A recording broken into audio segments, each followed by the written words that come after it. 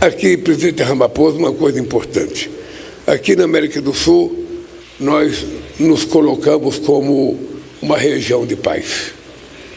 Aqui ninguém tem bomba nuclear, aqui ninguém tem bomba atômica, aqui os nossos drones é para agricultura, para ciência e tecnologia e não para guerra. Então, nós pensamos em defesa como dissuasão. Mas eu não sei se o companheiro Ramaphosa percebe que se a gente não se preparar na questão de defesa, qualquer dia alguém invade a gente. Então, essa é uma coisa que o Brasil tem necessidade similar à necessidade da África do Sul.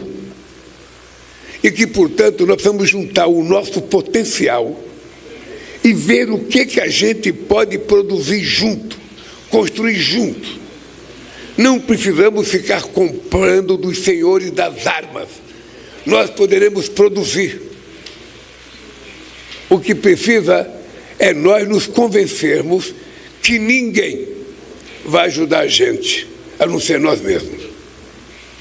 Então, essa área da defesa é uma área extremamente importante, companheiro Ramaphosa, para a gente trabalhar junto. Muito importante que a sua ministra de Defesa está aqui. Ela vai encontrar com o meu ministro da Defesa às 5 horas da tarde. Aliás, vão almoçar juntos, um de frente para o outro na mesa. Eu espero que conversem bastante sobre a aproximação do Brasil à África do Sul. Hoje, na virada da página Política e Democracia, vou comentar sobre a fala do presidente Lula sobre a necessidade de reforçar a defesa do Brasil diante de possíveis ameaças internacionais. Durante o encontro em Brasília com o presidente da África do Sul, Cyril Ramaphosa, Lula afirmou que o Brasil precisa se preparar melhor militarmente. Segundo Lula, se a gente não se preparar na questão da defesa, qualquer dia alguém invade a gente. Ele destacou que Brasil e África do Sul têm necessidades semelhantes e poderiam cooperar na produção de equipamentos militares, em vez de depender apenas da compra de armamentos de outros países. Segundo Lula, a defesa deve ter caráter dissuasório, ou seja, evitar a guerra e não de agressão.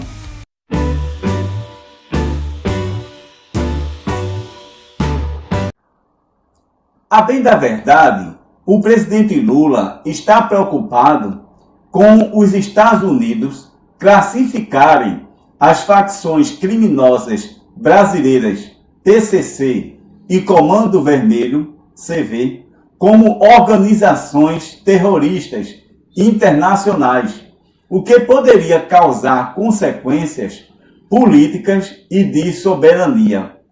Quando um grupo é classificado como terroristas pelos Estados Unidos da América, o Washington ganha mais instrumentos legais para agir contra ele, o país, inclusive fora do território americano. Especialistas dizem que isso não significa automaticamente intervenção militar americana. Todavia, pode abrir espaço para pressões ou ações internacionais. O Itamaraty teme que a decisão permita sanções, operações de inteligência ou cooperação militar pressionada pelos Estados Unidos da América dentro do Brasil. Isso significa que os Estados Unidos podem invadir o Brasil? Na prática, não, automaticamente. Porém, vimos na imprensa nacional e internacional o que aconteceu com a Venezuela e as constantes ameaças diárias de Trump contra a Colômbia e Cuba. Classificar um país como terrorista não autoriza invasão militar direta. Porém, pode permitir coisas como congelar dinheiro e bens ligados às facções criminosas, aplicar sanções internacionais, ampliar operações de inteligência e pressionar o Brasil por cooperação mais dura contra o crime, como está acontecendo contra o México. Especialistas dizem que a classificação pode ser usada politicamente como argumento para ações externas, mas não cria uma intervenção automática. Alguns países já deram passos nessa direção, como, por exemplo, a Argentina e o Paraguai, já classificaram essas facções criminosas como narcoterroristas em 2025. Há discussões dentro do governo para ampliar os recursos das Forças Armadas. Um plano apresentado ao governo prevê até cerca de 800 bilhões em investimentos ao longo de 15 anos para modernizar o Exército, a Marinha e a Aeronáutica. Em resumo, Lula não anunciou guerra nem mobilização militar imediata. A fala foi um alerta sobre a necessidade de investir mais em defesa e autonomia tecnológica diante das tensões internacionais e o medo de pressão internacional ou brechas para ações externas no Brasil, e não uma invasão imediata. Como já dito em vídeos anteriores, Lula havia afirmado que o Congresso Nacional ele sequestra praticamente 50% do PIB, do Produto Interno Bruto. Todavia, nada Lula fez, como por exemplo, uma proposta de emenda complementar, certo? Uma PEC, para alterar esse contexto, mesmo que isso não fosse aprovado pelos congressistas. Mas pelo menos ele poderia bater no peito de que alguma coisa ele fez para mudar esse cenário terrível dessas emendas parlamentares.